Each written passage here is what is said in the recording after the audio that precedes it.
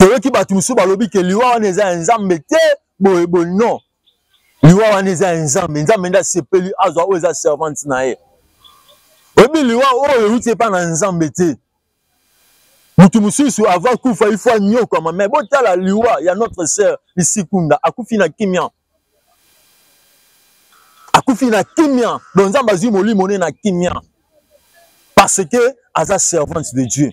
Lelo tokoloba mingi te po toza na posa koloba vome ebele te parce que notre église toza na deuil oyo ezali ebungisi chantre moko de l'Éternel na kombo na ye na Lisikunda biso nyonso toyebi yango na ba 94 babanda da koyembela nzambe oyo baningisaka mpe mboka na biso même monde mpe yebi bango basaleli nzambe na kibompaka te lokola bato mosusu bolenge alekisi yango epa na mokili epa satana me na kimobange ndako ayosalela nzambe bango basaleli nzambe wuta bomwana bakoli na nzambe lelo nzambe asepelaki azwa oyo ezali molimo na ye nakoyebisa bato ebele ke Lisikunda c'est un servante de Dieu. Shalom peuple de Dieu, shalom babone nyonso ya EHP Media nzambe ya basakoli nzambe bantoma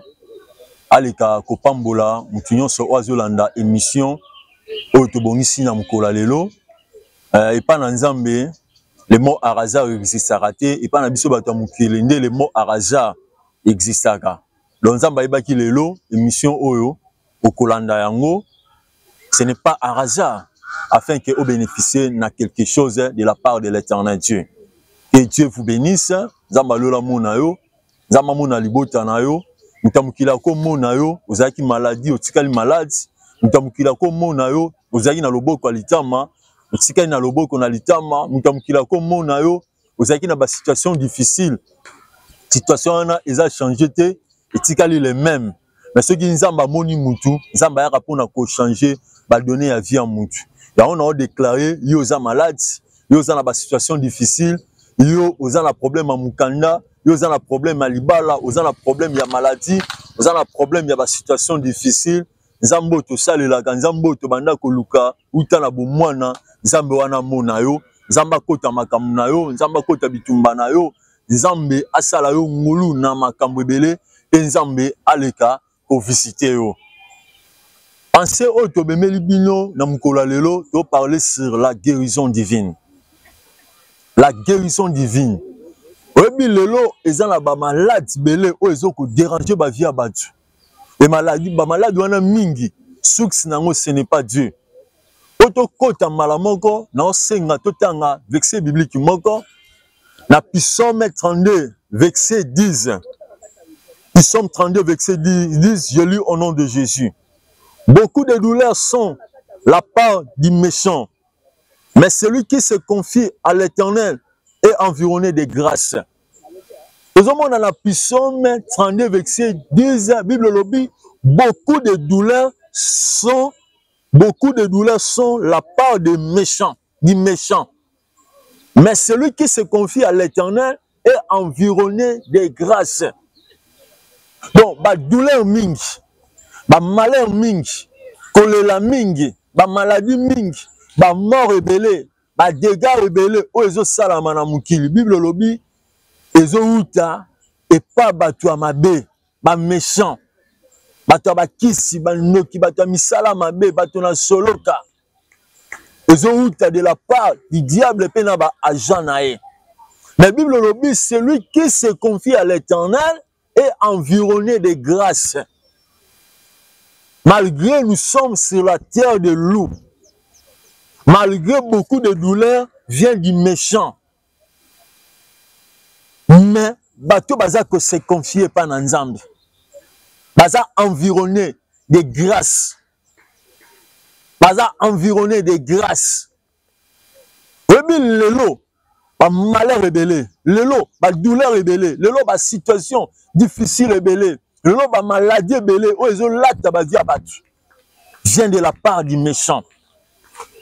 Ezana maman moko.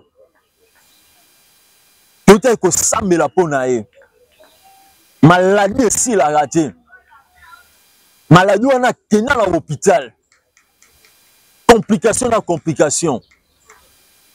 Miom wana ata bakati yango miom wana ebotaka lisusu. Première fois bakata miom ebima lisusu. Deuxième fois bakata miom ebima. Troisième fois que ont un message que soki qui dans l'hôpital alingaki akufa. On a prié miom elimwa. Eza na maman mususu. Lelo malade oyo, lobi malade oyo, lobi kuna malade oyo. Mais Dieu l'a guéri. Lobi lelo ozomona ba malade. Toboto kene na ba point ebele, mais lelo to touché beaucoup de malheur vient de la part du méchant. C'est pour cela que qu'on remarqué dans la Bible, hein, dans Luc 13, verset 10 à 13. Bible ozo bisabiso nini? Ezalaki na mwana mwasi moko. Oyo azalaki possédé par le mauvais esprit pendant 18 ans. Tant mwana mwasi anakomaki possédé par le mauvais esprit. Eloko liboso, milimo mabe memaki maladie ya kumki. Et puis ça qui est mal forme. Oh, mutu azana nkunki. Mutu wana azan inconsidéré. Le mauvais esprit et même qui malade na vie à moi si oyo. Donc ça montre que sauf la maladie oyo c'était qui de la part du méchant et pas bato à mabe. Nazo bisa mutu moko lelo. Ma situation sous aux autres traversées, ça ne vient pas de Dieu. Et c'est il faut basala nzambe babondela pona yo. Ba matamu susu oyo zokutana nango associé basala nzambe. Bituma mususu yo moko koka robunga ngote. Et c'est il faut banganga nzambe batia yo loboko. Ba o nzamba pona. Ba o bazala mafuta. Ba o basangisa Yesu na singa loketo te. Ba o basangisa nzambe na biloko mususu te. Bazana nzambe ya Israël ya solo. Ba o ba ponama epa na nzambe. Batia yo loboko. Afin que situation na yo la changer. Moi si wa umela ki pendant 18 ans na temple. Ba docteur a loi ba mona kiye. Ba pharisien ba mona kiye. Ba scribe ba mona kiye. Mais bazala ki incapable ya ko délivrer na maladie oyo. Ezala ki kati na vie na ye. Bazalaki impossible ya ko délivrer na milimo mabe oyo et posséder ki nzoto na ye. Parfois yo pe situation na yo mukile yebi. Batu ba yebi yango. Batu ba lema même ko yoka yango. Maladie na yo batu ba yebi yango. Kolela na yo kozanga na mukile yebi. Mais mutu moko aza incapable ya ko apporter le solution. Lelo nzambe Atini Mosali nae, le prophète de l'Éternel. Nazo bisayo na ebi nzambe wana bien. Situation na yo, ezelo kwa muke devant Dieu. Ezelo kwa muke devant Dieu. Et pas na nzambe, elo kwa makasi exista kati. Et pas na nzambe, ta grave ezalaka te. Et pas na nzambe, matamu nyonso eza makambo ya mikie. Zambaza capable ya ko salela yo. Bazala qui est incapable ya opé sa solution. Parfois pressé pour un numéro, na opé sa numéro pour na continuer maté ya nanga. C'est plus 243 97 15 15 722. Plus 243 97 15 15 722. Ce que bengi okozwa les prophètes parmi Israël. Tout ko orienté pour bon de la peau na yo pe okozala guéri na maladie wana. Naza mingi na pose ya ba cas malades. Naza mingi na pose ya ba cas difficile. Poto talisa oza monene na nzambe. Poto talisa oza nguya na nzambe. Lelo makio na ekoti kati na évangile. Bat bakomi ko provoquer ba témoignage ya likuta. Oh nzambe ya Bible aza nzambe oyo ya ba témoignage vrai. Témoignage vrai qui a secoué ça bakufi amonisa ba aveugle, atambwisa ba koka, alobisa ba baba. Eza slogan te. Eza vrai et amen. Eza ma Bible eza na bomoi. O eza makiona te. Kana yo eza makiona te. Luka mosala nzambe et tu verras la main de Dieu. Nzambe akobikisa yo. Quel que soit le cas maladie. Babenga ngo sida. Babenga ngo nini. Babenga ngo kombo nini to kombo nini. Il y a un nom où eza likolo ba kombo nyonso, le nom de Jésus. Bible lobi au nom de Jésus, tout genou fléchisse. Maladie qu'on fléchit, malédiction qu'on fléchit, échec qu'on fléchit, nyonso mabe qu'on fléchit devant le nom de Jésus. Le Dieu ouin, notre Seigneur Jésus-Christ est vivant. À Koufa, c'est quoi? Jusqu'à présent, il agit. Beaucoup de malheurs et de la part du méchant. Mais celui qui se confie à l'Éternel est environné de grâce. Tant haut, Zamba senge pa na yo, o se confie pa na ye. O azinga yo sous na ngoyu. Oh, la grâce de Dieu, on est routine na miracle na Nzambe za la partage à vie na yo. La grâce de Dieu, on est routine na situation na yo, et ça la changer. La grâce de Dieu, on est routine na pour ma vie na yo, et bon wana. Notre Dieu est vivant. Notre Seigneur Jésus-Christ vit et règne. Notre Seigneur Jésus-Christ vit et règne. Zamba za capable. Yo ça la grande chose. Kati na vie na yo. Vous avez un problème. Mais Zamba za la solution. Zamba za capable. Yo ça la grande chose. Kati na vie na yo. Na yo komi komisate. Na yo kobeta tolo te.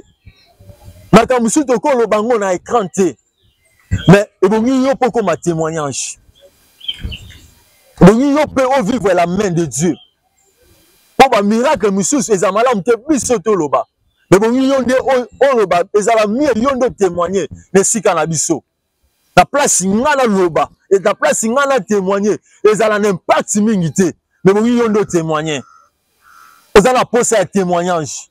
2024, ils ont année il y a témoignage. Il faut témoigner la main de Dieu. Dans un bisayo, on a aussi kabatu na mukilité. On a quelqu'un qui a pour yo kabatu témoignage abatu. Oyaka te po yo kena ba mabala batu. Oyaka te po yo ozala accompagnateur ya batu. Mais yo posa pe na posa yo pe o expérimenter la main de Dieu. Bon nzamba lola sala ba grande chose kasi na vie na yo. Que Dieu vous bénisse.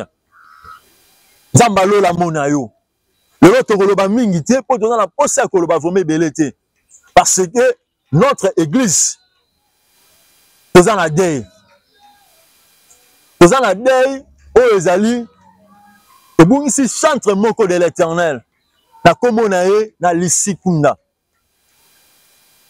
biso nyonso toyebi yango na ba 94 babanda da koyembela nzambe oyo baningisaka mpe mboka na biso même monde mpe yebi bango basaleli nzambe na kibompaka te lokola bato mosusu bolenge alekisi yango epa na mokili epa satana me na kimobange ndako ayosalela nzambe bango basaleli nzambe wuta bomwana bakoli na nzambe lelo nzambe asepelaki azwa oyo ezali molimo na ye nakoyebisa bato ebele ke lisikunda c'est un servante de Dieu.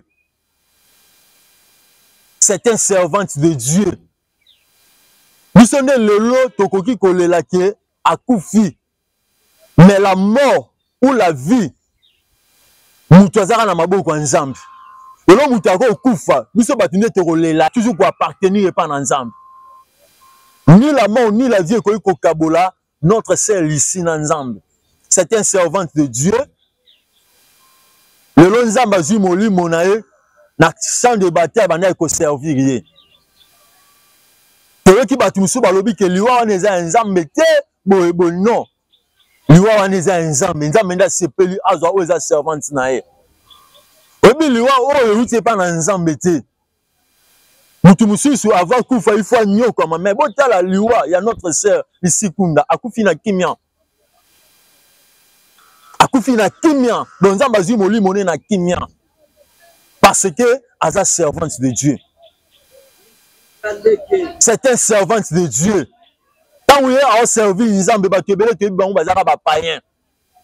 Vous avez servi les meilleurs Nzambe. Vous avez servi Nzambe. Quand vous avez servi Nzambe, vous avez ozala wapi alelelo oleka olobake liwa wana eza nzambe te qualifier servante de Dieu soki liwa wana soki Satan abomie non. Il faut faire beaucoup d'attention.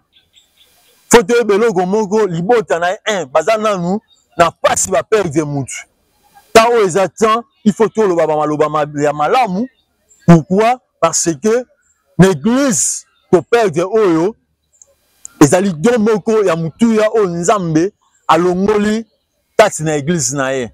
Nga nazoyeba un certain temps na meka ko fréquenter bango. Baza batu moko bana ko teka matabo na bango te lokola ba musicien chrétien mususu lelo. Parce que lelo okozala na action que no lukaka musicien chrétien moko oyoka monta mbongo po ba osenga yo. Mais bakunda sister eza msu batu msu ba fréquenter bango te. Baza batu moko baza humble.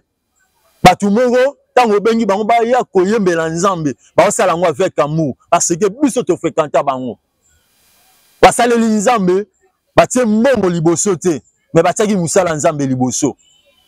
Tika ete nzambe apesa kimia na libota oyo pe nzambe ya lola a consolé toute la famille oyo ezali ya bakunda sister. Nzamba consolé église corps du Christ mobimba oyo to perdre oyo ezali chantre ya munene de la part chantre ya munene chantre de l'éternel ya munene. Donc nzamba lola apesa biso vraiment kimia. Eloko mususu on alingi na soulever ebi lelo tomemi polémique mingi na église. Il faut que beloko moko. Tes accords moko. La tête de l'église, c'est notre Seigneur Jésus-Christ. Mais biso tes accords. La tête accord, ma boko est important, ma colo est important, parti nous sommes nous autres important. Nous sommes corps de Christ. Tout il y a ba division, il y a ba combo ya église. Mukolo Yesu akoya ko élever mututi enlèvement ça la matin pour muta prier en église bo to muta prier en église bo Yesu akoya ko enlever ba oyo baza ko appartenir pa na ye et eloko mususu Yesu retourne mutu to prier en église ligne le mot ya l'église le memi ba division le mot ya l'église lelo elongoli bolingo donc batu ba komi ko kanisa ke ceux qui moutentel na moutentel ba prier église moko bango nye baza bandeko ba komba ba église e komi ko tinda bana ba église mususu ba respecter ba papa ba église mususu te. Oh to bossa neloko moko te mutu aza papa azara papa ata ya bota ote so manquer respect aux ana si ya malédiction wana eza juste conseil to memi mingi polémique l'évangile. Nalingi na loba susu eloko moko. Toza na deux concerts ah. Il y a notre pasteur Moïse Mie na notre pasteur Mike Kalambaye. Lelo to mona polémique. Ya ba porte-parole na ba o akomleka afingi entel o akoleka afingi entel batu wana boza ko utiliser ce sont des païens makamwana nyonso esala ma gloire nzambe ezate lelo so to komi ko zwa ba défaut na biso ba erreur na biso toza ko exposer ngo pa na batu siko ba païen to yamba bango ndenge nini Yesu alobi eloko moko alobi nini tolakisa bolingo tolinga na biso po bato mukili bayeba ke toza ya ye po bato mukili bayeba ke toza ya Yesu Masiya il faut bolingo bato bamona bolingo kati na biso toza bana na Nzambe toza na même famille au prier l'église unie, tu église unie. Il faut pas le komoko que tu as même famille. Papa na biso eza Yesu Masia. Yende aza papa na biso yende akufela biso sur la croix de Golgotha. Division d'église, polémique l'église. Et c'est le komoko et quoi apporter un plus C. Que Dieu vous bénisse.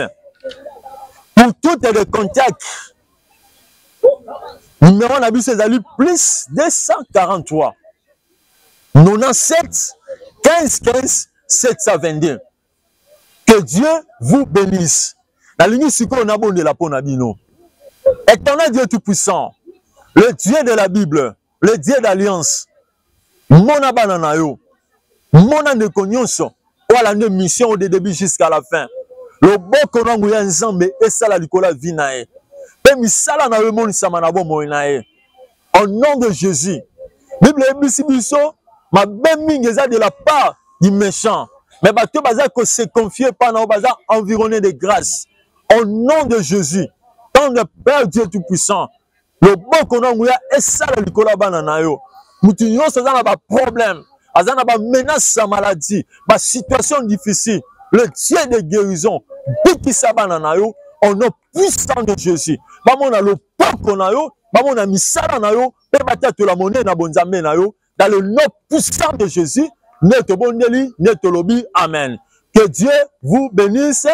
Dans se présenter sous comme on a le prophète Papi Israël, numéro ezali neka tolobi plus 243 97 15 15 722. Diable a cause nous tous le baliboso dans certain nombre de Dieu.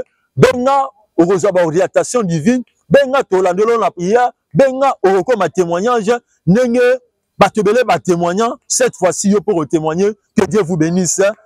Amen.